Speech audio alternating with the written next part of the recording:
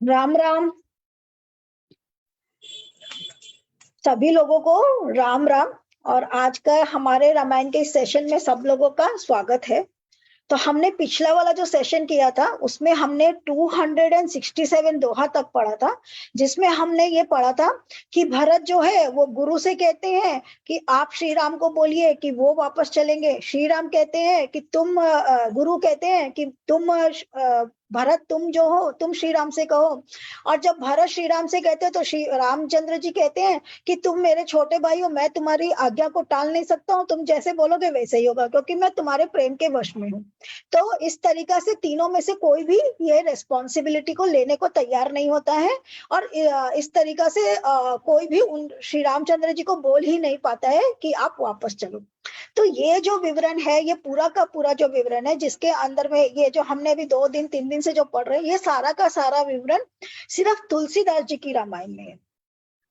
वाल्मीकि जी की रामायण के अंदर में इतना इमोशनल ट्रीटमेंट इस पूरा सब्जेक्ट को नहीं दिया गया। वाल्मीकि की रामायण के अंदर में जो है वो सीधे सीधे भरत जी जाते हैं और जा करके वो रामचंद्र जी को मिलते हैं। रामचंद्र जी उनसे राजकाज के बारे में पूछते हैं कि तुम ये सारा राजकाज अच्छी तरह से चला रहे हो कि नहीं चला रहे हो। उनसे उसी तरीका से बात करते हैं और कुछ पूछते नहीं। परंतु वो सारा चीज पूछने के बाद में भरत उनको जवाब देते हैं कि मैं तो ननिहाल में था और बचपन से मुझे यही पता था कि भाई आप ही राजकाज संभालने वाले हो, तो मुझे थोड़ी कुछ आइडिया है राजकाज संभालने का। मैंने तो कभी ध्यान ही नहीं दिया कि राज्य में क्या होता है, राजनीति क्या होती है, किसको ट्रस्ट करना चाहिए किसको नहीं करना चाहिए। तो ये सब चीजों पर मैंने ध्यान ही नहीं दिया, तो मुझे कुछ भी नहीं मालूम है, तो मुझे तो राज्य कार्य करना नहीं आता, आप राज्य करने के लिए चलो।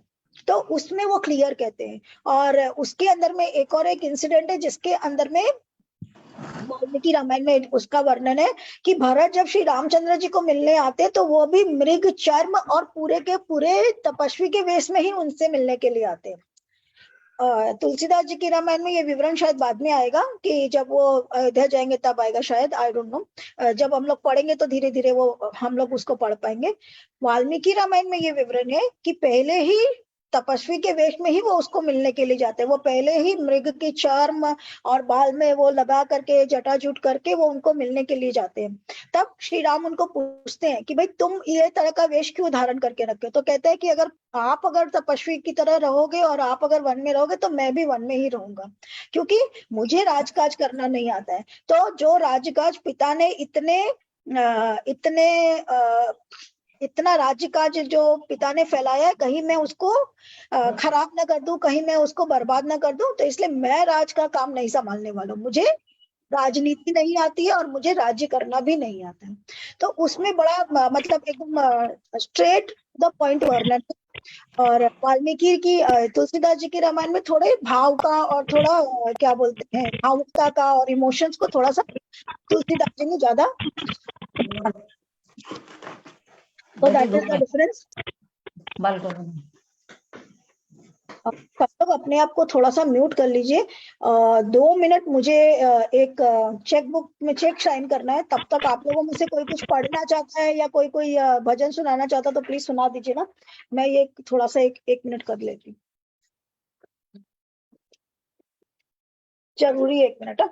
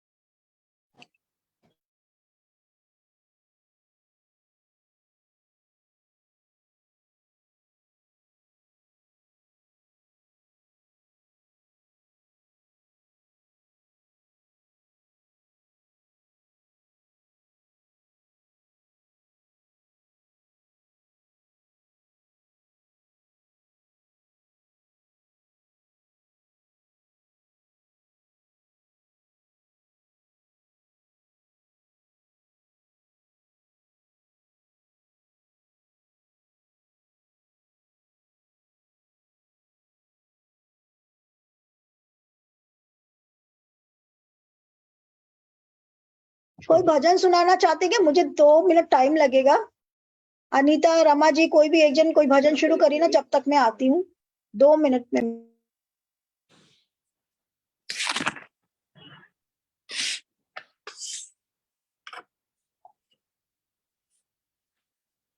रमा दीदी सुनाइए, मेरठ वाली रमा दीदी। हेलो रमा दीदी, सुन पा रहते रही नहीं हैं? है ना, मेरे को याद तो रहते नहीं है।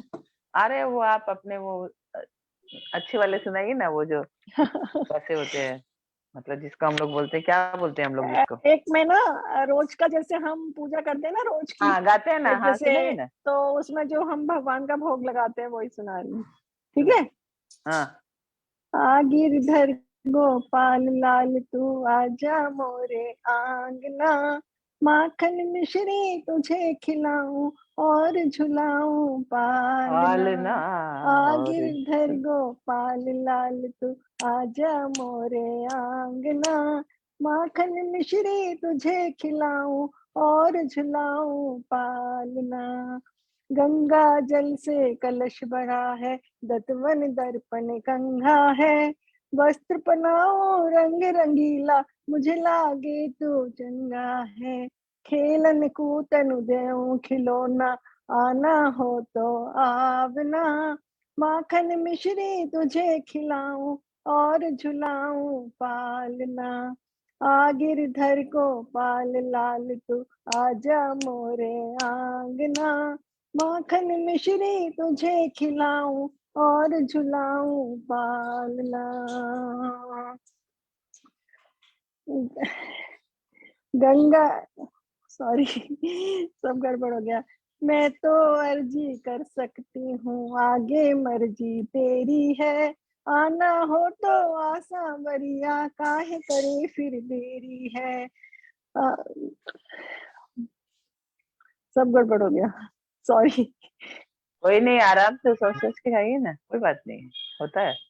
दो मुरली लाइन की मैं तो सुनाती हूँ, तान 2 लाइन सुना मैं दे, सुनाती हूँ, 2 लाइन मुरली सुनाती हूँ। की तो तान सुना दे, बात न मोरी मानना, माखन मिश्री माखन मिश्री बात ना तुझे बोली खिलाऊं और झुलाऊं पालना, और झुलाऊं पालना। चलिए हम लोग शुरू करते हैं। रेनू बोल रही थी ना 2 लाइन, कौन बोल रहा है? राम राम राम। अच्छा हम बाद लोग में बाद में अब सुनेंगे, शुरू इस कीजिए, सेशन अब करने शुरू के बाद कीजिए, कर बाद लेते में हैं। बाद में बाद में। हाँ हाँ हाँ हाँ हाँ। तो मैं कहाँ कर रही थी? यही था 267 था। 267। हाँ हाँ, 267 भरत का मैं प्रसंग बता रही थी कि भरत फिर इस तरीका से मृगचर्म पहन करके जाते और वो उससे कहते हैं कि मैं ये वेश, आपको भी अगर आप ये वेश धारण करोगे तो मैं भी इसी वेश में रहूंगा। तो इस तरीका का वो वाल्मीकि रामायण। तो अब हम लोग 267 से आगे ले लेते हैं, ठीक है। Let's start.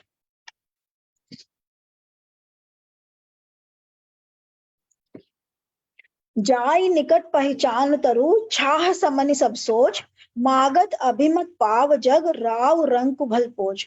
उस वृक्ष को पहचान कर जो उसके पास जाए तो उसकी छाया ही सारी चिंताओं का नाश करने वाली है। राजा रंक भले बुरे जगत में सभी उससे मांगते ही मनचाही वस्तु पाते हैं। तो यहाँ ये वृक्ष को किससे कंपेयर कर रहे हैं, याद है किसी को? हाँ कल्प वृक्ष है ना, क्या बोल कल्प रहे हैं? वृक्ष, वट वृक्ष। हाँ कल्प वृक्ष और वट वृक्ष, परंतु इसको कंपेयर क्या चीज से कर रहे हैं? राम जी से कर रहे राम हैं। से कर रहे होंगे ना, राम जी से। राजा हाँ रंग पूरे से भगवान। हाँ करेक्ट। तो ये लोग श्री रामचंद्र जी के साथ में इसकी इस रामचंद्र जी के साथ में इसको कंपेयर कर रहे हैं कि श्री रामचंद्र जो है वो जो है उनकी जो छत्र छाया में रहता है वो उसी तरह से सुखी रहता है और वही फल पाता है जो वट वृक्ष की छाया में इंसान को मिलता है। तो ये यहाँ पर ये जो कंपैरिजन है ये श्री रामचंद्र जी का और वट वृक्ष का कंपैरिजन है। लखी सब विधि गुरु स्वामी स्नेहु, मिटेउ छोबु नहीं मन संदेहु, अब करुणा कर कीजिए सोई, जनहित प्रभुचित छोबु न होई। गुरु और स्वामी का सब प्रकार से स्नेह देखकर मेरा क्षोभ मिट गया, मन में कुछ भी संदेह नहीं रहा। हे दया की खान, अब वही कीजिए जिससे दास के लिए प्रभु के चित्त में क्षोभ न हो।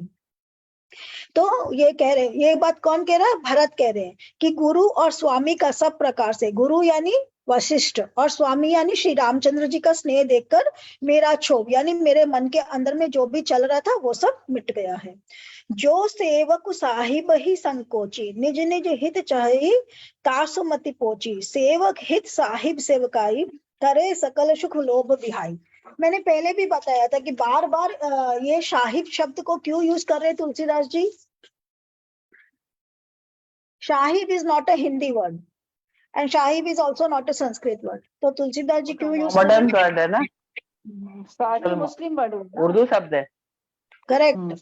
तो तुलसीदास ये शब्द इसलिए यूज कर रहे हैं क्योंकि जिस वक्त तुलसीदास जी ने ये लिखी थी तब तक कबीर, रसखान, सूरदास ये सारे लोग आ चुके थे और हिंदी और उर्दू मिक्स हो गई थी। और ये कबीर है, तो रसखान है, ये सारे के सारे कौन थे? ये सारे के सारे कृष्ण के भक्त थे, है ना? हाँ, लेकिन थे मुसलमान, हाँ थे सब मुस्लिम पर सारे के सारे कृष्ण भक्त थे। तो उनकी भाषा में संस्कृत के शब्द और इनकी भाषा में हिंदू शब्द जो है वो आपस में मिलजुल गए थे। एक वो पीरियड है जो हिंदी, जो लोगों ने हिंदी पढ़ी है उनको पता होगा, हिंदी साहित्य में वो बोलते हैं भक्ति काल, कि वो एक 100-200 साल के अंदर में 900 से लेकर के 1400 तक में बहुत सारे भक्त हुए। शंकराचार्य से लेकर के, कबीरदास से लेकर के, रानी सती दादी से लेकर के आपके क्या बोलते हैं रामदेव जी, मतलब जितने भी मेरे को जितने भी पता है, मोस्टली नरसिंह मेहता, संत ज्ञानेश्वर जितने हुए ना, ये 900 से लेकर के 1400-1500 के बीच में, वो 500-600 साल का जो काल था ना उसको भक्ति काल ही बोलते हैं। हिंदी साहित्य के अंदर में वो भक्ति काल के नाम से प्रचलित है। उसमें बहुत सारे क्या बोलते कवि हुए, बहुत सारे भक्त हुए। तो ईश्वर ने अपनी तरफ से बड़ी कोशिश की कि सब लोगों को मिला दें, और ईश्वर ने अपनी तरफ से बहुत सारे भक्त भेजे, परंतु होनहार बलवान होती है ईश्वर के भी हाथ में कुछ नहीं है। तो जो सेवक स्वामी को संकोच में डालकर अपना भला चाहता है उसकी बुद्धि नीच है। सेवक का हित तो इसी में है कि वह समस्त सुखों और लोभों को छोड़कर स्वामी की सेवा ही करे।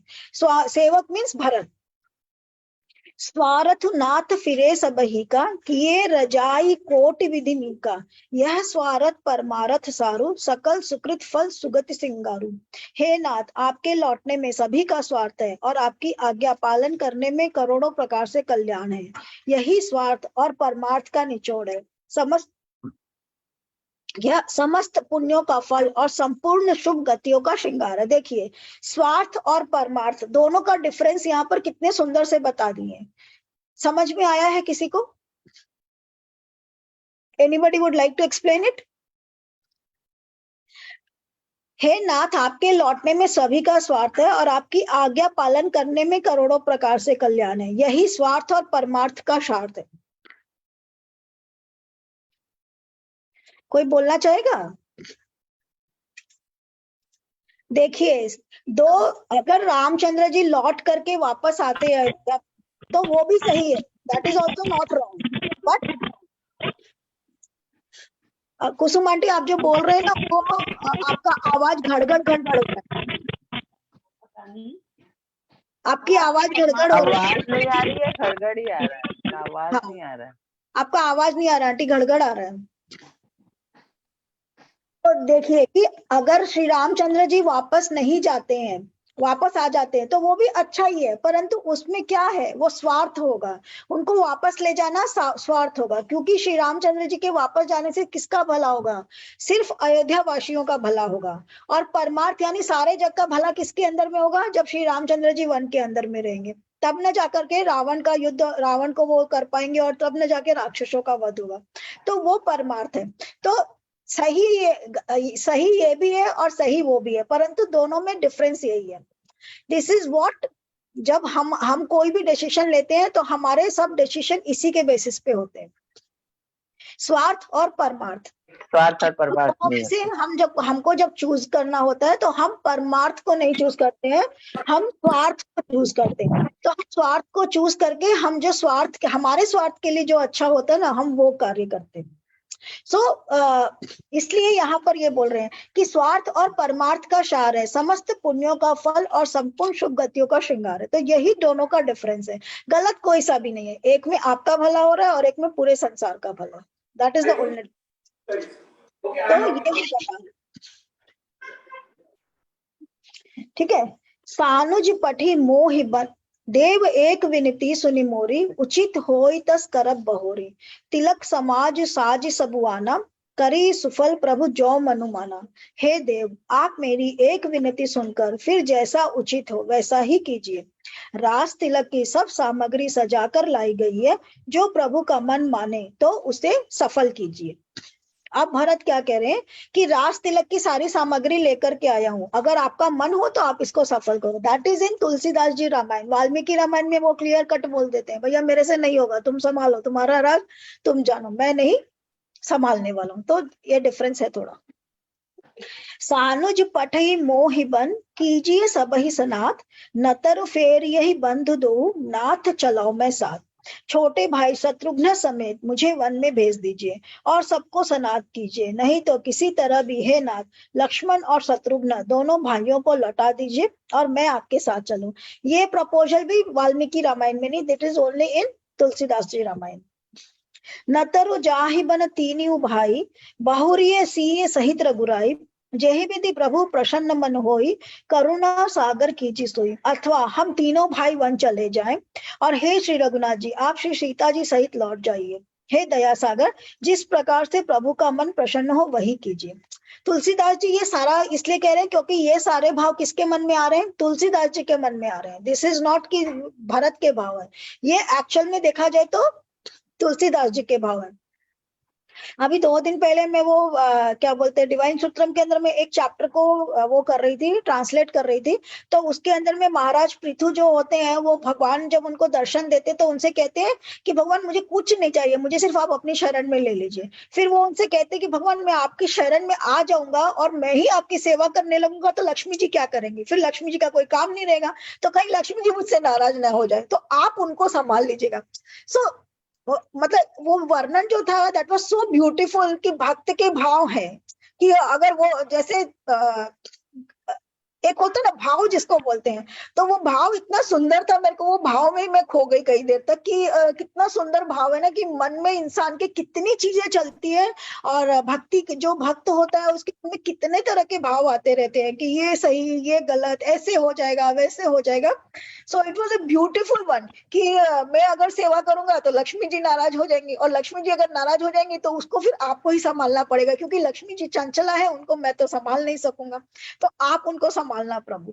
तो वो बड़ा सुंदर सा भाव था। तो वैसे ही ये सारे तुलसीदास जी के भाव है, जहाँ तुलसीदास जी सब सोच रहे हैं कि सारे चले जाए पर श्री रामचंद्र जी वापस आ जाए। नतरु जाहि बन तीनों भाई, देव दीन सब मोहि अभारू, मोरे नीति न धर्म विचारू, कहाहू बचन सब स्वार्थ हेतु, रहत न आरत के चित चेतु। हे देव, आपने सारा भार मुझ पर रख दिया, पर मुझ में न तो नीति का विचार है और न धर्म का। मैं तो आपके स्वार्थ के लिए सब बातें कह रहा हूँ।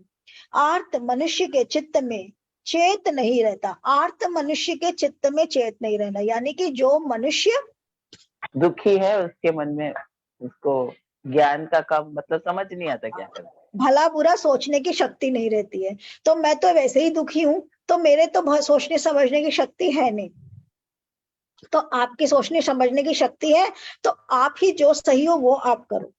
उत्तर दे सुनी स्वामी रजाई, सो सेवक लखी लाज लजाई, असमय अवगुण उदधि अगाधु, स्वामी स्नेह सराहत साधु।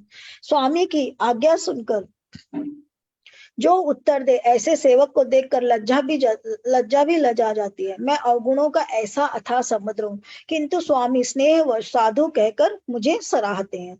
बार बार यहाँ भरत जी अपने आप को उनका सेवक ही मान रहे कि मैं आपका सेवक हूँ। तो मेरे को वो कह रहे कि स्वामी की आज्ञा सुनकर जो उत्तर दे, ऐसे स्वामी को सेवक को देखकर कि सेवक का क्या धर्म है कि स्वामी जो भी बोले चुपचाप सुन ले और उसको पलट करके जवाब ना दे। तो आप जो बोलेंगे वो मैं मान लूंगा, पलट के जवाब भी नहीं दूंगा। अब कृपाल मोहि सोमत भावा, सकुच स्वामी मन जाई न पावा, प्रभु पद शपथ कहूं सति भाऊ, जग मंगल हित एक उपाऊ। हे कृपाल, अब तो वही मत मुझे भाता है जिससे स्वामी का मन संकोच न पावे। प्रभु के चरणों की शपथ है, मैं सत्य भाव से कहता हूँ, जगत के कल्याण के लिए एक यही उपाय है। क्या उपाय है जगत के कल्याण के लिए? कि जो श्री राम राम, जी को मन में उचित लगे वो करे, वही जगत का कल्याण है ना। जगत का कल्याण भी है और अ, प्रभु के चरणों में सत्य जगत के कल्याण के लिए यही एक उपाय है। वो ये कह रहे हैं उनके हिसाब से, भारत के हिसाब से, कि भाई श्री रामचंद्र जी वापस लौट जाए और तीनों भाई जंगल में रह जाए, तो जगत का कल्याण, क्योंकि वो तीनों भाई भी उतने ही केपेबल हैं। तो इसलिए ये क्या कह रहे हैं कि जगत का कल्याण किसमें है कि सबके मन की हो जाए। अयोध्यावासी जो उनको मिलने के लिए आए, श्री राम और लक्ष्मण वापस चले जाए और भरत और शत्रुघ्न दोनों भाई या तीनों भाई जंगल में रह जाए, तो उसमें जगत का भी कल्याण हो जाएगा। क्योंकि स्वार्थ और परमार्थ की बात हुई, तो अब ये परमार्थ का भी रास्ता बता दिए कि ये भी एक रास्ता है परमार्थ का। तो अब आप समझो क्या करना है। प्रभु प्रसन्न मन सकुच तजी, जो जेहि आय सुदेव, सो सिर धरि धरि कर रही सबू, मिटई अनट अवरेव। प्रसन्न मन से संकोच त्याग कर प्रभु जिसे जो आज्ञा दे उसे सब लोग सिर चढ़ाकर करेंगे और सब उपद्रव और उलझन मिट जाएगी। भरत बचन सुति सुनि हसुर हर्षे, साधु सराहि सुमन सुर बरसे, असमंजस बस अवध निवासी, प्रमुदित मन तापस बनवासी। भरत जी के पवित्र वचन सुनकर देवता हर्षित हुए और साधु साधु कहकर सराहना करते हुए देवताओं ने फूल बरसाए। अयोध्या निवासी असमंजस के वश हो गए कि देखें अब श्री राम जी क्या कहते हैं। तपस्वी तथा वनवासी लोग मन में परम आनंदित हुए। तपस्वी तथा वनवासी लोग मन में परम आनंदित हुए। तो सब अपने अपने हिसाब से सोच रहे हैं। वनवासी सोच रहे हैं कि श्री राम यहीं रहेंगे, अयोध्यावासी सोच रहे हैं कि वो लौट जाएंगे। तो सब अपने अपने हिसाब से, हर एक का देखने का अलग अलग पर्सपेक्टिव है, हर अपने अपने पर्सपेक्टिव से खुश हो रहे हैं। चुप ही रहे रघुनाथ संकोची, प्रभु गति देखी सभा सब सोची। जनक दूत तेहि अवसर आए, मुनि वशिष्ठ सुनि बेगी बुलाए। किंतु संकोची श्री रघुनाथ जी चुप ही रह गए। प्रभु की यह स्थिति देख सारी सभा सोच में पड़ गई। उसी समय जनक जी के दूत आए। यह सुनकर मुनि वशिष्ठ जी ने उन्हें तुरंत बुलवा लिया। श्री रामचंद्र जी कोई भी बात का जवाब तुरंत नहीं देते, वो हमेशा पॉज लेकर के जवाब देते। आपने उनको कुछ बोला है तो वो उत्तर देने के पहले सोच समझ करके उत्तर देते। हमेशा उनकी मुद्रा जो गंभीर दिखाते। तो ही इज वेरी लाइक बोलने से पहले 10 बार अपने शब्दों को सोच करके तब जवाब देते हैं। तो यहाँ यही हो रहा है कि श्री रामचंद्र जी ने सुना और चुप रह गए। अभी वो जवाब देते उसके पहले कौन आ गया? जनक आ गए। जनक क्यों आए हैं? Why has जनक कम? किसी को कोई बताएगा? जनक जी के दूत आए हैं, वो नहीं आए। हाँ, मतलब जनक जी के दूत आए हैं ये खबर देने के लिए कि जनक आ रहे हैं। तो क्यों आए हैं जनक जी? क्योंकि देखिए हर एक जगह क्या होता है, हर राज्य में गुप्तचर होते हैं। तो उनके गुप्तचरों से जब उनको पता चला कि भरत सेना लेकर के जा रहा है, तो वो क्या सोच रहे हैं? मेरे बेटी जवाई को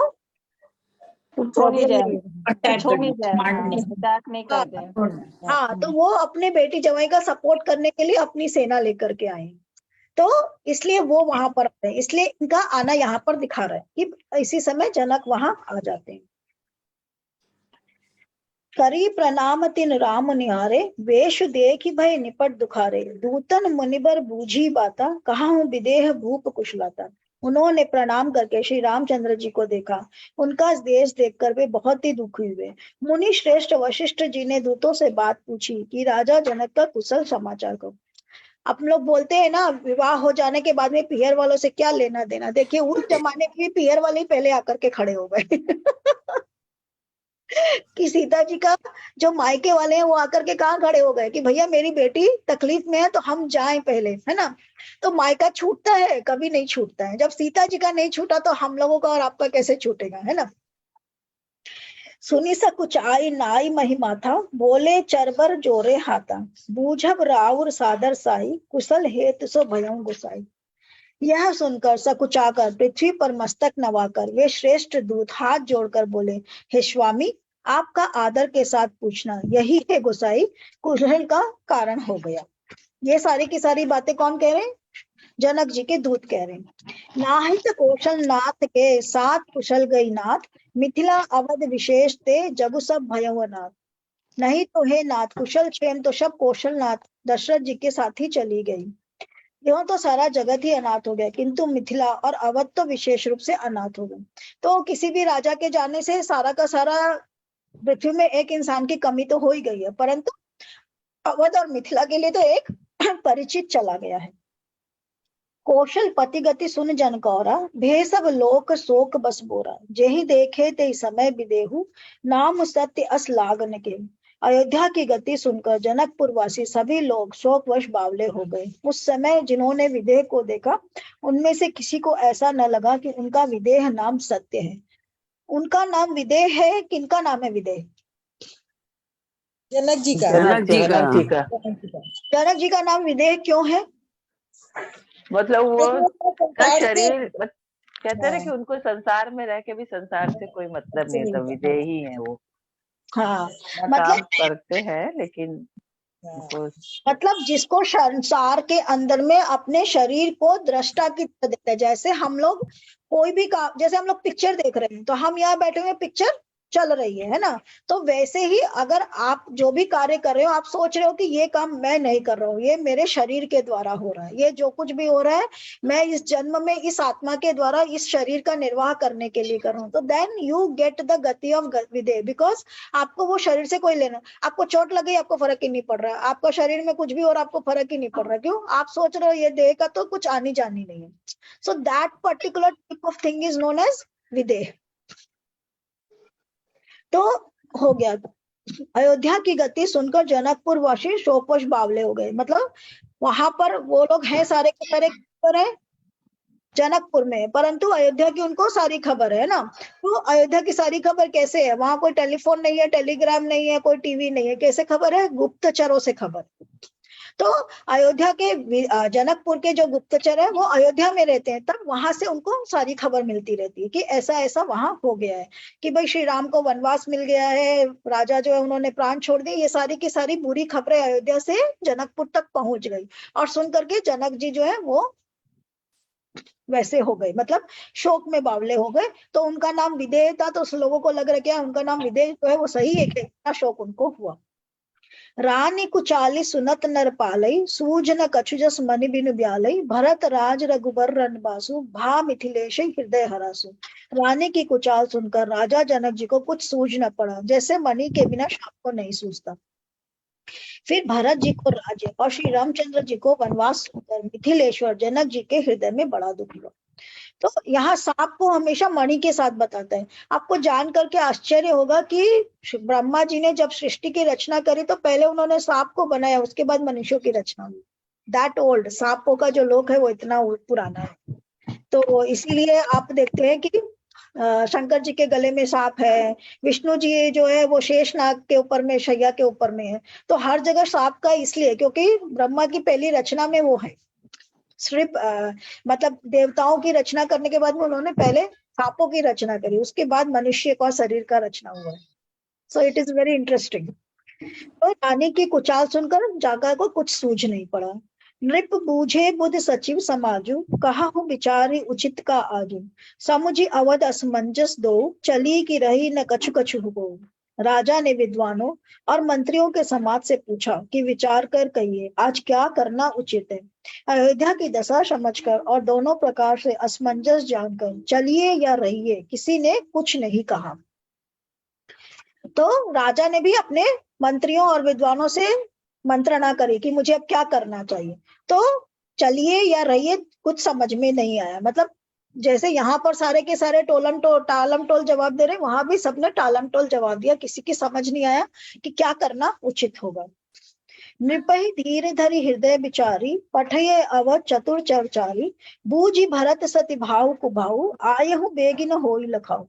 तब राजा ने धीरज धर हृदय में विचार कर 4 चतुर गुप्तचर अयोध्या भेजे, तो भरत जी के सद्भाव या दुर्भाव का पता लगाकर जल्दी लौटा, किसी को तुम्हारा पता न लगने पावे।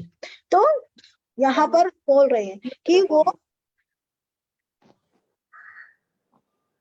यहाँ पर वो बता रहे हैं कि राजा जो है वो गुप्तचर को भेजते पता करने के लिए कि भरत का मन में क्या चल रहा है। गए अवर चर भरत गति, बूझ देख कर तूती, चले चित्रकूट ही भरतु, 4 चले तेरहु।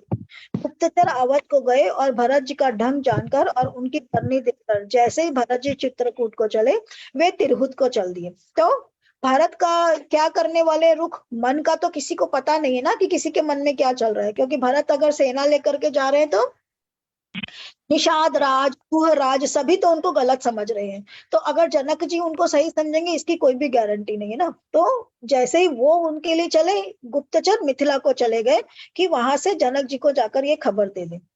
दूतन आई भरत कई करनी, जनक समाज जथामति बरनी, सुनी गुरु परिजन सचिव महीपति, भे सब सोच स्नेह बिकलती। दूतों ने आकर राजा जनक जी की सभा में भरत जी की करनी का अपनी बुद्धि के अनुसार वर्णन किया। उसे सुनकर गुरु, कुटुंबी, मंत्री और राजा सभी सोच और स्नेह से अत्यंत व्याकुल हो गए। धरि धीरज करी भरत बढ़ाई, लिए सुभट साहनी बुलाई, घरपुर देश राखी रखवारे, है गए रथ बहु जान सवारे। फिर जनक जी ने धीरज धरकर और भरत जी की बड़ाई करके अच्छे योद्धाओं और साहनियों को बुलाया। घर, नगर और देश में रक्षकों को रखकर घोड़े, हाथी, रथ आदि बहुत सी सवारियां सजवाई। तुघरी साधि चले तत्काला, किए विश्राम न मग महिपाला, भोर ही आज नहाई प्रयागा, चले जमन उतरन सबुला। वे 2 घड़िया मुहूर्त साध कर उसी समय चल पड़े। राजा ने रास्ते में कहीं विश्राम भी नहीं किया। आज ही सवेरे प्रयागराज में स्नान करके सब लोग यमुना जी उतरने लगे। तो जब भरत का उनको खबर लगा तो वो बिना समय गवाए तुरंत की तुरंत अपनी सेना और सबको लेकर के निकल करके आ गए।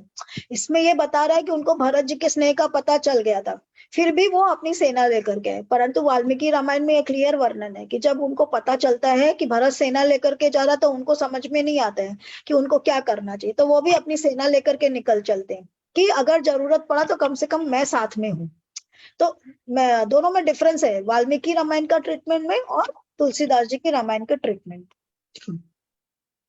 तो वो बिना नहाए कुछ भी करे बिना लगातार चलते हुए आज ही सुबह उन्होंने प्रयागराज में आकर के, प्रयागराज जहाँ त्रिवेणी का संगम है वहां स्नान किया है। खबर लेन हम पठये ना था, तीन कई अस कई मायो माथा, साथ किरात सातक दिन ने, मुनिबर तुरंत विदाचर किन्ने। तब हे नाथ हमें खबर लेने को भेजा। उन्होंने ऐसा कहकर पृथ्वी पर सिर नवाया। मुनि श्रेष्ठ वशिष्ठ जी ने कोई 6-7 बिलों को साथ देकर दूतों को तुरंत विदा कर दें। अब क्या बताए, राजा आ गए हैं परंतु राजा आकर के तुरंत मिलने को नहीं आए कि भैया मेरे बेटी जवाई है तो तुरंत मैं मिलने को जाऊं। पहले उन्होंने दूतों को भेजा, जो प्रोटोकॉल है, किसी से भी मिलने का जो प्रोटोकॉल है वो प्रोटोकॉल को कहीं पर भी अवॉइड नहीं करें। तो प्रोटोकॉल क्या है, पहले आप दूत को भेजो और दूत को भेज करके उसको बता दो कि मैं आने वाला हूँ और ये ऐसे ऐसे है। फिर सामने वाला अगर जरूरत समझेगा तो आपको बुलाएगा। तो वो दूत जाके बता देते कि भाई राजा प्रयागराज जो है उसको पार करके आ गए हैं और वो है वहां पर, तो ये खबर भेजते हैं। तो गुरु वशिष्ठ दूतों के विदा कर देते हैं। सुनत जनक आग बनु, सबु हर सेव अर्धक समाजु, रघुनंदन सकोच बड़, सोच विवश सुर राजू। जनक जी का आगमन सुनकर अयोध्या का सारा समाज हर्षित हो गया। श्री राम जी को बड़ा संकोच हुआ और देवराज इंद्र तो विशेष रूप से सोच के वश में हो गए। सब लोग खुश हो रहे हैं परंतु श्री रामचंद्र जी सोच में पड़ गए। एक तो भरत ही उनके पीछे लगा हुआ है, फिर ऊपर से ससुर जी आ जाएंगे। अब वो ही परिवार में बड़े हैं, पिता के बाद कौन बड़े हो गए, ससुर बड़े हो गए हैं, पिता है नहीं, तो अब उनको कैसे नटा जाएगा ना। तो he is like in dilemma, अब क्या करें। गरई गलानी कुटिल कैकेयी, कही कही काहि कहे के ही दूषण देई, असमन आनि मुदित नर नारी, भयउ बहोरी रहब दिनचारी। कुटिल कैकेयी मन ही मन ग्लानि से गली जाती है, किससे कहे और किसको दोष दे। और सब नर नारी मन में ऐसा विचार कर प्रसन्न हो रहे हैं कि 4 दिन और रहना हो गया। अब जनक जी आ गए हैं तो उनको वो आएंगे, उनको मिलेंगे, तो जब तक वो रहेंगे तब तक इन लोग को रहना पड़ेगा। उन लोगों का स्वागत नहीं है तो 2-4 दिन और एक्स्ट्रा रहना पड़ेगा। सोच के वो लोग खुश हो रहे हैं। परंतु कैकेयी को क्या हो रहा है, कैकेयी दुखी हो रही है। क्यों दुखी हो रही है, अपनी करने को सोच करके दुखी हो रही है। होता है ना, किसी के साथ होता है कि नहीं होता है कि हम लोग कुछ कर लेते हैं परंतु जो करते हैं वो फलित नहीं होता, फिर हमको दुख होता है कि हाय मैं ये नहीं करती तो क्या होता। कई लोगों की रातों की नींद उड़ जाती है सोच सोच करके कि मेरे को ये नहीं करना चाहिए था। कई लोगों का जी उठ जाता है, किसी को कुछ हो जाता है ना। हमारी अपनी करनी ही हमको परेशान करती है, दूसरा किसी का कुछ परेशान नहीं करता है। सामने वाला हमको परेशान करता है ना, तो हम उसको 4 गाली दे लेते हैं और उसकी 10 जगह बुराई कर लेंगे और बुराई करके शांत हो जाएंगे। तो दूसरे की करनी हमको इतनी परेशान नहीं करेगी, हमको परेशान करती है अपनी ही सोच और अपनी ही करनी। अरे मुझे ऐसे नहीं करना चाहिए था, अरे मुझे ऐसे नहीं बोलना चाहिए था, अरे मुझे ये नहीं करना चाहिए। तो आपका अपना मन जो होता है ना, वही आपके वश में नहीं होता है। तो यहाँ यही कह रही कि वो कर तो ली और वो करने का कुछ फल भी नहीं हुआ। क्या वो क्या बोलते हैं, जो करा धरा था सारे के ऊपर में पानी फिर गया। पानी फिर गया, करेक्ट। तो सारे के ऊपर में पानी फिर गया। तो लाइक शी इज नाउ, वो बड़े चिंता में है कि अब मैं करूँ तो लाइक अब वो सोच रही कि अरे मैंने क्यों किया, ये मुझे नहीं करना चाहिए था। तो like she is in dilemma. यही प्रकारगत बासर सो प्रात नहान लाग सबको, करी मज्जन पूजई नर नारी, गणप गौरी त्रिपुरारी तमारी। इस तरह वह दिन भी बीत गया। दूसरे दिन प्रातः काल सबको स्नान करने लगे। स्नान करके सब नर नारी गणेश जी, गौरी जी, महादेव जी और सूर्य भगवान की पूजा करते हैं। रमा रमन पद बंदी बहोरी, बिन वही अंजलि अंचल जोरी, राजा राम जानकी रानी, आनंद अवधि अवध रसदानी। फिर लक्ष्मीपति भगवान विष्णु के चरणों की वंदना करके दोनों हाथ जोड़कर आंचल पसार कर विनती करते हैं कि श्री राम जी राजा हो, जानकी रानी हो तथा राजधानी अयोध्या आनंद की सीमा हो। सुबस बसों फिर सहित समाजा, भरत ही राम करहु जुग राजा। यही सुख सुधा सींच सब काहू, देव देहु जग जीवन लाऊ। फिर समाज सहित सुख पूर्वक बसे और श्री राम जी भरत जी को युवराज बनावे। हे देव, इस सुख रूपी अमृत से सींच कर सब किसी को जगत में जीने का लाभ दीजिए। ये सब किससे कह रहे हैं? भगवान से प्रार्थना कर रहे हैं कि हे ईश्वर, ये राजा हो और ये रानी हो और अयोध्या जो है वो आनंद की नगरी हो जाए और सब लोग सुखपूर्वक रहे। भरत जी को युवराज बना दिया जाए कि भाई अब श्री राम जी के बाद में भरत जो है वो युवराज है। लाइक प्रेसिडेंट के बाद वाइस प्रेसिडेंट, तो वैसे ही भरत के बाद वो युवराज। गुर समाज भाईन सहित राम राजपुर हो, अछत राम राजा अवध, मार ये मांग सबको। गुरु समाज और भाइयों समेत श्री राम जी का राज्य अवधपुरी में हो और श्री राम जी के राजा रहते ही हम लोग अयोध्या में मरे, सब कोई यही मांगते हैं। सुनी स्नेहमय पुरजन बानी, निंद ही जोग बिरति मुनि ज्ञानी। यही विधि नित्य करम पुरी पुरजन, करी पुरजन, राम ही करहि प्रणाम पुलकितन। अयोध्या वासियों की प्रेममयी वाणी सुनकर ज्ञानी मुनि भी अपने योग्य और वैराग्य की निंदा करते हैं। अवधवासी इस प्रकार नित्य कर्म करके श्री राम जी को पुलकित शरीर हो प्रणाम करते हैं। ऊंच नीच मध्यम नर नारी, लहाई दरसु निज निज अनुहारी, सावधान सब ही सन्माने, सकल सराहत कृपा निधाने। ऊंच नीच और मध्यम सभी श्रेणियों के स्त्री पुरुष अपने अपने भाव के अनुसार श्री राम का दर्शन प्राप्त करते हैं। श्री राम जी सावधानी के साथ सबका सम्मान करते हैं और सभी कृपा निधान श्री रामचंद्र जी की सराहना करते हैं। बराबरी जो बोलते हैं ना कि एवरीवन इज इक्वल, होता है कोई इक्वल? ईश्वर ने बनाकर ही नहीं भेजा इक्वल किसी को गोरा, किसी को काला, किसी को ऊंचा, किसी को नीचा, किसी को अमीर, किसी को गरीब, किसी को बोलते हैं लीडर्स जो होते हैं बॉर्न लीडर, तो किसी को बॉर्न लीडर की क्वालिटी के साथ में भेजा है। कोई डरपोक पैदा हुआ है, तो किसी को ईश्वर ने बराबर बना करके भेजा ही नहीं है। It is a myth, equality is a myth, कभी हो नहीं सकती है वो। आजकल का जमाने में हम लोग बोलते हैं equal equal equal, equality is in the treatment कि आप सबको बराबर देखो, परंतु बराबरी है नहीं कहीं पर भी। आपका ट्रीटमेंट बराबर होना चाहिए, परंतु ईश्वर जो है वो किसी को बराबर बना करके नहीं भेजा है। ईश्वर ने खुद ने ही सब अलग अलग करके भेजा। सब एक जैसे हो जाएंगे तो लाइफ में कोई मजा रहेगा? 4 भाई बहन अगर एक जैसे हो जाते ना, वो भी आप एक जैसे नहीं होते, उनमें भी इतना डिफरेंस रहता है। एक ही दिन बॉर्न हुए 2 ट्विंस जो होते हैं वो भी एकदम डिफरेंट होते हैं। तो बराबरी है कहीं पर? नहीं है। तो ऊंच नीच मध्यम सभी श्रेणियों के स्त्री पुरुष अपने अपने भाव के अनुसार श्री राम जी का दर्शन पाते हैं। लरिकाई ते रघुबर बानी, पालत नीति प्रीति पहचानी, सील सकोच सिंधु रघुराऊ, सुमुख सुलोचन सरल सुभाव। श्री राम जी की लड़कपन से यह बान है कि वे प्रेम को पहचान कर नीति का पालन करते हैं। श्री रघुनाथ जी शील और संकोच के समुद्र हैं। वे सुंदर मुख के, सुंदर नेत्र वाले और सरल स्वभाव वाले हैं।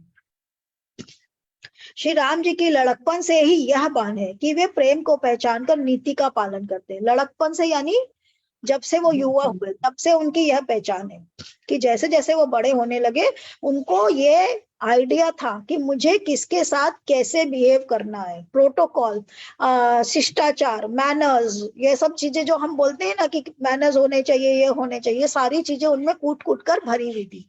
तो उनको पता था मुझे किसके साथ किस तरीका से बिहेव करना। कहत राम गुण गण अनुरागे, सब निज भाग सराहन लागे। हम सम पुण्य पुंज जगत होरे, तिनहि राम जानत करी मोरे। श्री राम जी के गुण समूहों को कहते कहते सब लोग प्रेम में भर गए और अपने भाग्य की सराहना करने लगे कि जगत में हमारे समान पुण्य की बड़ी पूंजी वाले थोड़े ही हैं जिन्हें श्री राम जी अपना करना जानते हैं। प्रोटोकॉल क्या होता है? आप अगर किसी सेवक को मिलेंगे उसको क्या बोलेंगे? बोलेंगे रामू एक गिलास पानी ला करके दे दो। परंतु वही चीज अगर आपका कोई सीनियर होगा तो आप उसको बोलेंगे? नहीं बोलेंगे। तो ये सारी चीजें, ये जो प्रोटोकॉल है जो हम लोगों का नॉर्मल लाइफ में भी हम लोग फॉलो करते हैं, तो ये सारी चीजें हम नॉर्मल लाइफ में भी फॉलो कर रहे हैं कि नहीं कर रहे हैं? हमको पता है कि हमको किसको क्या बोलना है, इसको हम आज्ञा दे सकते हैं, इसको नहीं दे सकते हैं। तो बराबरी है कहीं पर भी ट्रीटमेंट में? बाबा जी का ठेंगा है ना? ही नहीं, बराबरी नहीं है। तो बराबरी जो है वो आपकी सोच में होनी चाहिए, दैट्स इट। बाकी तो ट्रीटमेंट तो सबका अलग होगा ही होगा। यू कैन नॉट से इट। आप किसी भी राजा को नहीं बोल सकते हो या किसी गुरु को नहीं बोल सकते गुरु जी आप एक गिलास पानी ला करके दे दीजिए। You can't say that, you can say it to सेवक ओनली। तो वो बराबरी हो ही नहीं सकती है, इट्स अ मिथ। प्रेम मगन ते समय सब, सुनी आवत मिथिलेशु, सहित सभा संभ्रम उठेऊ, रविकुल कमल दिनेशु। कुछ समय सब लोग प्रेम में मग्न है। इतने में ही मिथिलापति जनक जी को आते हुए सुनकर सूर्य कुल रूपी कमल के सूर्य श्री रामचंद्र जी सभा सहित आदर पूर्वक जल्दी से उठ खड़े हुए।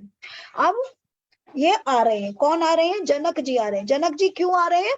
क्योंकि दूतों के साथ उन्होंने किसको भेजा? 5-6 लोगों को और भेजा है कि जाओ उनको सम्मान के साथ लेकर के आओ। So that is why Janak is coming. ठीक है, तो सब लोग सभा में मग्न है।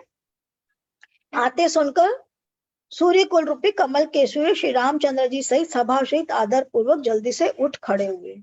भाई सचिव गुरु पुरजन साधा, आगे गवन किन्न रघुनाथा, गिरिबरु दीख जनकपति जबहि, करी प्रणाम रथ त्यागे तब। भाई, मंत्री, गुरु और पूर्ववासियों को साथ लेकर श्री रघुनाथ जी आगे चले। जनक जी ने जो ही पर्वत श्रेष्ठ कामदनाथ को देखा त्यों ही प्रणाम करके उन्होंने रथ को छोड़ दिया। जनक जी ने जो ही पर्वत श्रेष्ठ कामदनाथ को देखा त्यों ही प्रणाम करके उन्होंने रथ को छोड़ दिया। तो जैसे ही वो आए वैसे ही वहां पर जिस पर्वत के नीचे, जहां पर्वत के पास में, वहां पर वो लोग श्री रामचंद्र जी की परन कुटी थी। वो कहाँ थी? मंदाकिनी नदी के किनारे। और ये कामदनाथ जो पर्वत है उस पर्वत के नीचे, जो पर्वत के नीचे जो घाटी का हिस्सा है वहां पर थी। तो वहां जब वो वहां आए तब तक वो रथ में आए हैं। तो रथ में आकर के उन्होंने रथ को छोड़ दिया। फिर ये भी क्या है? रथ लेकर के आए। किसको क्रॉस करके? प्रयागराज को क्रॉस करके। तो कहाँ से आए हैं? क्रेन से आए। बिना क्रेन के रथ नहीं आएगा। रथ कितना भारी होता है सबको पता है ना। तो वो उन्होंने रथ छोड़ दिया और पैदल चलने लगे। राम दरस लालसा उछाहू, पश्रम लेशु कलेशु न कहू, मनता जह रघुबर बैदेई, बिनु मन तन दुख सुख सुधि के। श्री राम जी के दर्शन की लालसा और उत्साह के कारण किसी को रास्ते की थकावट और क्लेश जरा भी नहीं। मन तो वहां है जहां श्री राम और जानकी जी हैं। बिना मन के शरीर के सुख दुख की सुध किसको है।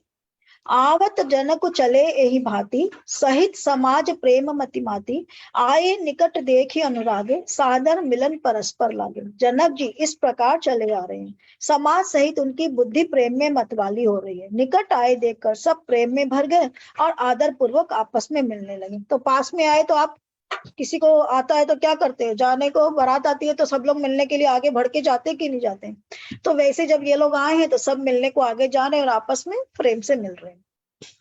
आवत जन को चले यही बाती में मिलने लगे जनक मुनिजन पद बंधन, ऋषि प्रणाम कीन रघुनंदन, भाई सहित राम मिली राजे, चले लवाई समेत समाजे। जनक जी मुनियों के चरणों की वंदना करने लगे और श्री रामचंद्र जी ने ऋषियों को प्रणाम किया। फिर भाइयों सहित श्री राम जी राजा जनक जी से मिलकर उन्हें समाज सहित अपने आश्रम को लिवा चले। तो जनक आए हैं तो उनका आदर करने के लिए श्री राम भाइयों के साथ जाते हैं और उनको आदर के साथ अपने आश्रम ले आते हैं। आश्रम सागर शांत रस पूरन पावन पाथु, सेन मनो करुणा सरित लिए जाहि रघुनाथु।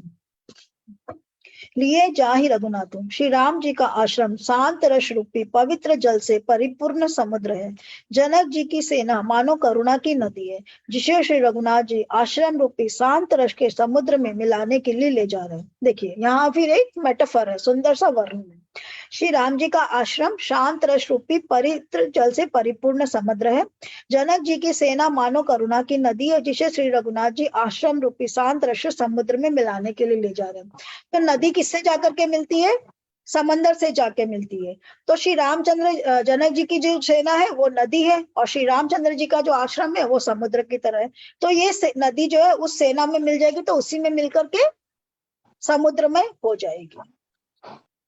बोरत ज्ञान विराग करारे, बचन सशोक मिलत नदनारे। सोच उसास समीर तरंगा, धीरज तट तरुबर कर भंगा। यह करुणा की नदी ज्ञान वैराग्य रूपी किनारों को डुबाती जाती है। शोक भरे वचन नद और नाले जो इस नदी में मिलते हैं और सोच की लंबी सांसें ही वायु के झकोरों से उठने वाली तरंगे हैं, जो धैर्य रूपी किनारे के उत्तम वृक्षों को तोड़ रही है। तो ये सारे के सारे दुखी लोग हैं। तो दुखी लोगों के का कंपैरिजन किसके साथ में कर रहे हैं कि यह करुणा की नदी ज्ञान वैराग्य रूपी किनारों को डुबाती जाती है। तो इस करुणा की नदी में क्या होता है, जब आप दुख होता है तो ज्ञान विज्ञान आपको किसी चीज की सोच नहीं रहती है।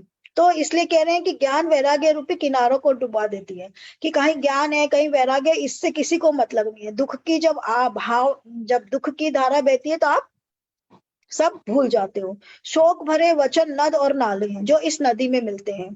शोक वाले जो वचन, जब हम दुखी होते तो जो हम जो बोल रहे हैं वो वचन नदी के नालों के रूप में जो अंत में जाकर के नदी में गिरते हैं। और सोच की लंबी सांसें ही वायु के झकोरों से उठने वाली तरंगे हैं। जब कोई नदी वदी चलती है तो वायु की तरंगे से हवा चलती है। तो हमारी सोच के कारण जब हम किसी सोच में होते तो हम लंबी लंबी आ लेते हैं। तो ये जो आ है ये उस झकोर के बराबर है। सुंदर सुंदर वर्णन है कि आपका मन में क्या चल रहा है, हाउ लाइक बहुत ही सुंदर सुंदर वर्णन है। विषम विषाद तो रावती धारा, भय भ्रम भवर अवर्त अपारा। केवट बुध बड़ी नावा, तकई ने खेई एक नहीं आम। भयानक विषाद ही उस नदी की तेज धारा है, भय और भ्रम ही उसके असंख्य भंवर और चक्र हैं। विद्वान मल्ला है, विद्या ही बड़ी नाव है, परंतु वे उसे खे नहीं सकते, किसी को उसकी अटकल ही नहीं आती। भयानक विषाद ही उस नदी की तेज धारा है। जब आपको शोक होता है तो क्या होता है? भयानक विषाद। तो आप दुख के वश में और सोच के वश में हो तो आपको क्या होता है? चिंता, दुख होता है। तो भयानक चिंता हो रही है आपको। भय और भ्रम ही उसके असंख्य भंवर और चक्र हैं। तो नदी में क्या होता है? नदी के अंदर में भंवर होते हैं और नदी में चक्र होते हैं। तो आपकी सोच के चक्र और आपकी सोच का भंवर क्या है? क्या होगा क्या नहीं होगा, हे भगवान अच्छा होगा बुरा होगा, ये जो हम लोगों के मन के अंदर में जो चलते रहता है दैट इज भंवर। जो नदी का भंवर है वो इस सोच का भंवर। विद्वान मल्ला है, विद्या ही बड़ी नाव है। इस पूरी सोच से निकलने के लिए क्या है? विद्वान होना, ज्ञान होना, ज्ञानी होना। तो वो जो है वो ही मल्ला है। इस हमको सोच से कौन निकाल सकता है? वो विद्वान मल्लाह। वो मल्लाह कौन है? वो नाव क्या है? वो नाव है विद्या। और वो जैसे हम लोग आजकल बोलते हैं ना कि पढ़ा लिखा होगा तो तर जाएगा, पढ़ लिख लिया तो कुछ ना कुछ तो कर ही लेगा, है ना? कि अगर पढ़ा लिखा है तो कुछ ना कुछ तो कर ही लेगा। हालांकि आजकल की जो विद्या हो गई है वो कमाने की विद्या हो गई है। पहले के जमाने में विद्या का मतलब कमाने की विद्या नहीं होता। पहले का जमाने का मतलब विद्या का मतलब ज्ञान का अर्जन करना होता था। आजकल विद्या का मतलब हो गया है सीए, चार्टर्ड अकाउंटेंट, MBA, ये वो। जिसमें ज्यादा पैसा मिले वही विद्या सबसे अच्छी। क्या कह रहे हैं कीर्ति जी? आप म्यूट पर हो, आपकी आवाज नहीं आ रही है। आप ये निकालो ईयरफोन, तब शायद सुनाई पड़े। नहीं, cannot hear you. आप अपना ईयरफोन निकाल दो तब बात सुनाई देगी। चलो बाद में करते हैं। तो ये क्या कह रहे हैं कि किसी को उसकी अटकल ही नहीं आती। विद्वान मतलब विद्या ही बड़ी ना हो, परंतु वे उसे खे नहीं सकते, किसी को उसकी अटकल ही नहीं आती। जब आप शौक में होते हो तो आपको पता ही नहीं है कि क्या करना है ना। विद्या और विद्वान आपको हम क्या कहते हैं, जैसे like I am a psychological counsellor, तो हम क्या कहते हैं कि आप नहीं समझ सकोगे, आप मेरे पास आओ, मैं आपको समझाऊंगी कि आपको किस तरीके से अभी बिहेव करना है, बिकॉज आपका दिमाग ही नहीं चल रहा है उस टाइम पर, आप अपनी ही सोच के अंदर में हो। आप हमेशा क्या होता है, जब आपको शौक होता है तो हमेशा क्या होता है, आप ये सोचते हैं कि why me why me why me, मेरे साथ ऐसा क्यों हो रहा है, मेरे साथ ऐसा क्यों हो रहा है, सामने वाले ने मेरे साथ गलत किया। हमारा उसके अंदर में क्या इनपुट है या क्या होना चाहिए हम देख ही नहीं पाते। विद्वान, कोई दूसरा जो विद्वान होता है वो ही आपको इस शौक से उबार सकता है, वो विद्या और वो विद्वान ही आपको उबार सकता है। सो आजकल वो काउंसलिंग का चलन हो गया है। पहले के जमाने में बड़े बूढ़े लोग समझा देते थे, गुरु हैं तो गुरु समझा रहे हैं, मंत्री समझा रहे हैं। सो दैट वे कि जिसको ये शौक हो जाता है वो तो कभी शौक से ऊपर ही नहीं सकता अपने आप। वो उसको किसी न किसी मल्लाह की जरूरत है जो उसको उस शौक से बाहर निकाल सके। सो ये जैसे मैं बोलती हूँ कि रामायण जो है काव्य नहीं है, रामायण तो जीने की कला है। तो ये एक जीने की कला है कि अगर आप शौक में हो तो आप सही डिसीजन ले ही नहीं सकते। यू शुड ऑलवेज कोई अच्छे कंसल्टेंट को या किसी अच्छे पर्सन से आप बात करो, ठाए इंसान से, वो आपको सही रास्ता दिखाएगा। बनचर कोल की रात बिचारे, थके लो की पथिक ही हारे। आश्रम उदति मिली जब जाई, मान मन उठे अंबुधि अकुलाई। वन में विचरने वाले बेचारे कोल की रात ही यात्री हैं, जो उस नदी को देखकर हृदय में हार कर थक गए हैं। यह करुणा नदी जब आश्रम समुद्र में जाकर मिली तो मानो वह समुद्र अकुला उठा। वन में विचरने वाले कोल की रात ही यात्री जो उस नदी को देखकर हृदय में हार कर थक गए हैं।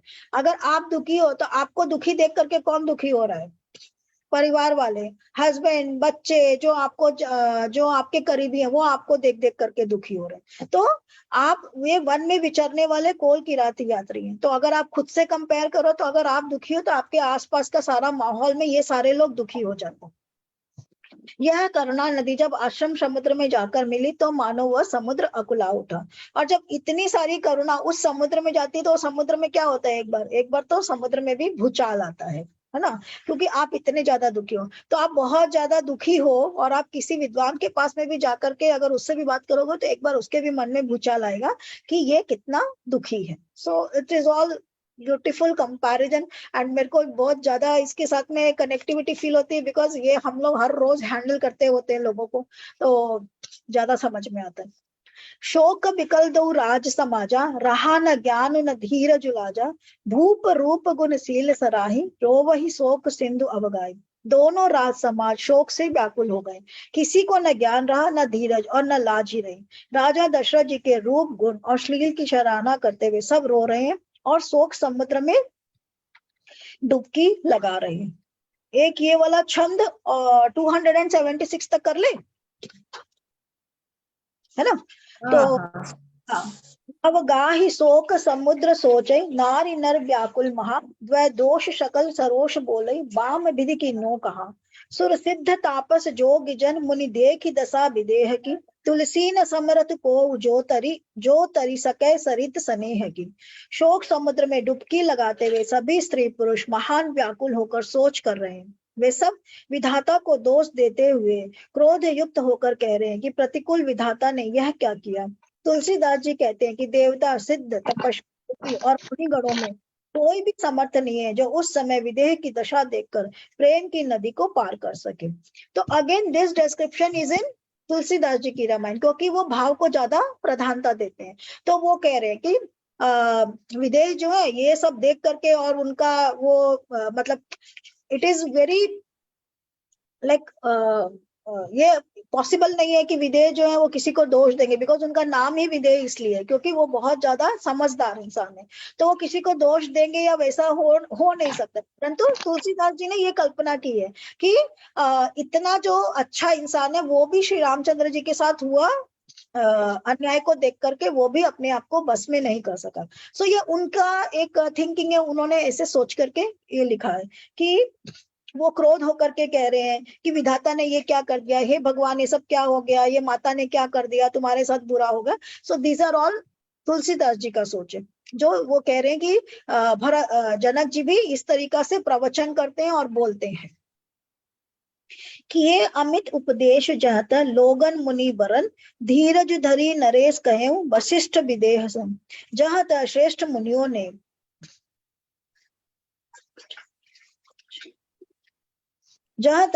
मुनियों ने लोगों को अपरिमित उपदेश दिए और वशिष्ठ जी ने विदेह से कहा, हे राजन आप धैर्य धारण कीजिए।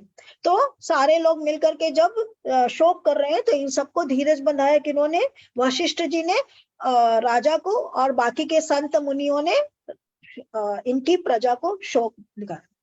तो आज यहीं तक करें कि और पढ़ना है? जैसे सबका मन होगा वैसे कर लेंगे।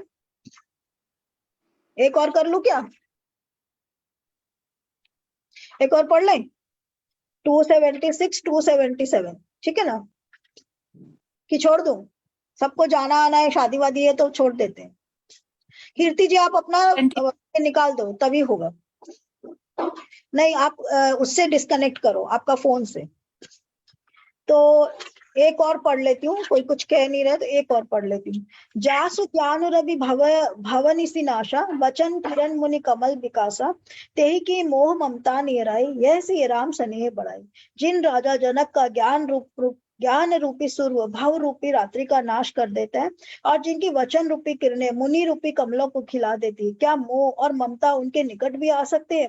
यह तो श्री सीताराम जी के प्रेम की महिमा है। अब तुलसीदास जी खुद ही इसको कंटेम्पलेट कर रहे हैं।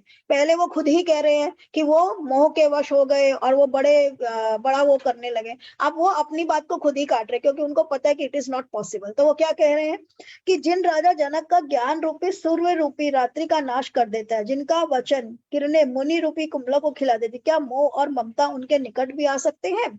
मतलब जो इतने ज्ञानी है कि उनका ज्ञान सूर्य की तरह चमकता है, मतलब लोगों को, सारे लोगों को जो ज्ञान की शिक्षा देते हैं वो, और जिनके वचन से कमल मुनि भी खिल जाते हैं, यानी कि संत मुनि जो होते हैं वो लोगों को ज्ञान देते हैं, परंतु जनक जी का वचन उन लोगों के लिए भी, वो लोग भी ध्यान से सुनते हैं, उनको भी जनक जी के वचनों की आवश्यकता है।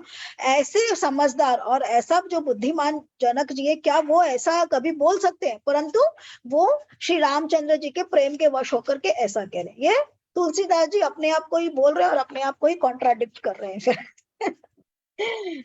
लौकिक मोह ममता के कारण नहीं, जो लौकिक मोह ममता को पर कर चुके उन पर भी श्री सीताराम जी का प्रेम अपना प्रभाव दिखाए बिना नहीं रहे। अब वो क्या कह रहे हैं कि वो लौकिक ममता के कारण ऐसा नहीं कह रहे कि भाई मेरा बेटा है और मेरा बहू है, मेरी बेटी और मेरा जवाई, इसके लिए नहीं कह रहे, क्योंकि उनको पता है कि ये विष्णु और क्या बोलते हैं, विष्णु और लक्ष्मी जी है, इसलिए वो ये सब कह रहे हैं। वो उस पर्टिकुलर लोक के बारे में सोचकर ये कह रहे हैं, तो लौकिक ममता से नहीं कह रहे। विषयी साधक सिद्ध सयाने, त्रिविध जीव जग वेद बखाने, राम स्नेह सरस मन जासु, साधु सभा बड़ आदर ताशु। विषयी साधक और ज्ञानवान सिद्ध पुरुष जगत में ये तीन प्रकार के जीव वेदों ने बताए हैं। इन तीनों में जिसका चित्त श्री राम जी के स्नेह से सरस रहता है, साधुओं की सभा में उसी का बड़ा आदर होता है। तो विषयी साधक और ज्ञानवान सिद्ध पुरुष जगत में ये तीन प्रकार के जीव वेदों ने बताए हैं। विषयी मतलब कौन? विषयी साधक और ज्ञानवान सिद्ध पुरुष, तीनों में डिफरेंस।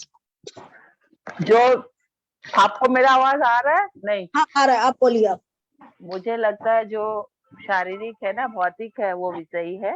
हाँ, जो आपके साधक है वो मध्य हुए, मतलब आपको जिसको जो बोलते हैं राशि लोग, और हाँ, ये जो तामस, और उसके बाद जो है ज्ञानवान, वो आपके आत्मिक सिद्ध पुरुष। हाँ ठीक है। तो दोनों का, तीनों का मतलब क्या है कि विषयी पुरुष और सिद्धवान पुरुष, तीन प्रकार के जीव वेदों ने बताए। इन तीनों में जिसका चित्त श्री राम जी के स्नेह से सरस रहता है, साधुओं की सभा में उसी का बड़ा आदर होता है। तो भगवान को मानने वाले लोग जैसे ऐसे तो बोलते हैं कि 6 तरह के लोग होते हैं, नवधा भक्ति होती है, सब अलग जगह कहते हैं, परंतु यहाँ पर वेद के 3 भेद ये बता रहे। विषयी यानी कि जिसको जो विषय के लिए, यानी कि मटेरियलिस्टिक प्लेजर के लिए ईश्वर की पूजा करता है, वो ईश्वर को सिर्फ इसलिए मान रहा है क्योंकि उसको ईश्वर से क्या चाहिए? आइए धन की पूजा कर रहा है, ठीक है।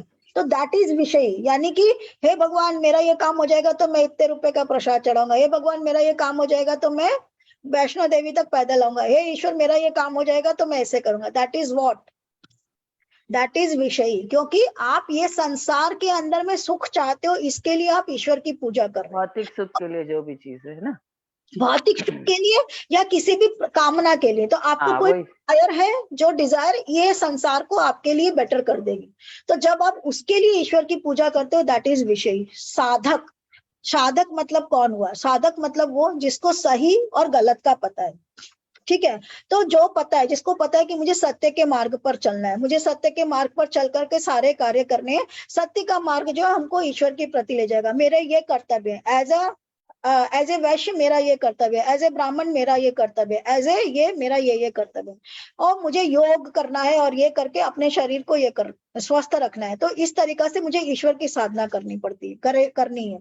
तो दैट इज साधक। वो इस तरीका से उसके लिए ये तरीका है ईश्वर को रिझाने का, कि मैं इस तरीका से ईश्वर को करूं। तो वो मटेरियलिस्टिक प्लेजर से ऊपर है, बिकॉज यहाँ कहीं ना कहीं उसको अपना स्वार्थ नहीं है, ठीक है। तो वो साधक है। और ज्ञानवान सिद्ध पुरुष, ज्ञानवान सिद्ध पुरुष कौन हो गया? That is Gautam Buddha. मुझे एक ही नाम ध्यान आता है। तो ज्ञानवान सिद्ध पुरुष, तुलसीदास जी साधक हैं, कबीर साधक हैं, रसखान साधक है, ये सारे लोग साधक है। इन्होंने, मीराबाई, ये लोग साधक है। इन्होंने ईश्वर की पूजा की, इन्होंने ईश्वर की प्राप्ति के लिए अपने आप को झोंका है, भक्ति के रास्ते से या क्या रास्ते, कोई भी रास्ते से। परंतु ज्ञानवान सिद्ध पुरुष, ज्ञानवान वो जो ईश्वर को जानना चाहता है, जो ये जानना चाहता है कि ये पूरे ब्रह्मांड में क्या चल रहा है, कितने अणु सेकंड में क्या हो रहा है, जिन्होंने भागवत पुराण लिखा होगा, जिन्होंने ये सब कुछ लिखा होगा, दे आर ज्ञानवान। Like Valmiki, he is the ज्ञानवान पुरुष। गौतम बुद्धा वो ज्ञान है, उनको ज्ञान है कि एक्चुअल में ये पूरा सृष्टि क्या है, what this Srishti is all about. तो वो ज्ञानवान पुरुष है। तो ये तीन तरह के लोग हैं जो कि ईश्वर ने इस लोक में बनाए हैं। वो हम लोग, हमारे जैसे लोग जो मटेरियलिस्टिक प्लेजर के लिए हम लोग मैजिक बुक पढ़ते हैं कि यार अरे मैजिक बुक के अंदर में ये तरीका, इस तरीके से मेरे को मेरी इच्छाएं मिलेगी। Why magic book is so popular? Because magic book में आपके मटेरियलिस्टिक प्लेजर को कैसे आपको हासिल करना है, वो सारा का सारा टेक्निक लिखा हुआ है, राइट। तो इसलिए आप देखो, जो लोग मैजिक बुक पढ़ाते हैं उन वर्षों पढ़ाए जा रहे हैं और लोग उस मैजिक बुक का सारा टेक्निक्स को फॉलो करे जा रहे हैं। तो that is for materialistic pleasure. साधक वो है जो ये साधना करना चाहता है, और ज्ञानवान सिद्ध पुरुष वो है जिसको इस पूरे ब्रह्मांड का ज्ञान है कि क्यों है, ब्रह्मा ने क्यों ये सृष्टि बनाई, किस लिए ये हुआ। वेद व्यास टाइप के लोग, शुक टाइप के लोग, विदुर, मैत्रेय, ये लोग जिनको ज्ञान था कि क्या है ये सृष्टि, actually what is actually the world is all about. तो दैट इज ज्ञानवान सिद्ध पुरुष। तो जगत में ये तीन प्रकार के जीव वेद ने बताए हैं। इन तीनों में जिसका चित्त श्री राम जी के स्नेह से सरस रहता है, साधुओं की सभा में उसी का बड़ा आदर होता है। जिसको इतना ज्ञान है, फिर तुलसीदास जी कह रहे अगर वो सिद्ध पुरुष है परंतु वो श्री रामचंद्र जी को नहीं मान रहा है तो वो, उसका कोई वैल्यू नहीं है। ये तुलसीदास जी की भावना है, ठीक है। सोहन राम प्रेम बिनु ज्ञानु, करण धार बिनु जिमि जल जानू, मुनि बहु विधि विदेहु समझाए, राम घाट सब लोग नहाए। श्री राम जी के प्रेम के बिना ज्ञान शोभा नहीं देता, जैसे कर्ण धार के बिना जहाज। वशिष्ठ जी ने विदेह राज को बहुत प्रकार से समझाया। तदनंतर सब लोगों ने श्री राम जी के घाट पर स्नान किया। हम लोग सब भजन गाते हैं कि नहीं गाते हैं? ईश्वर मेरी नैया तेरे हवाले, है ना, मेरी नैया को पार लगा देना। But do we actually feel it? We don't feel it. हमको गाना है, भजन है, सुंदर भजन है, हमको राग अच्छी लग रही है, हमको गाना है, we don't feel it actually. तो यहाँ पर यह क्या कह रहे हैं कि श्री राम जी के प्रेम के बिना ज्ञान शोभा नहीं देता, जैसे कर्णधार के बिना।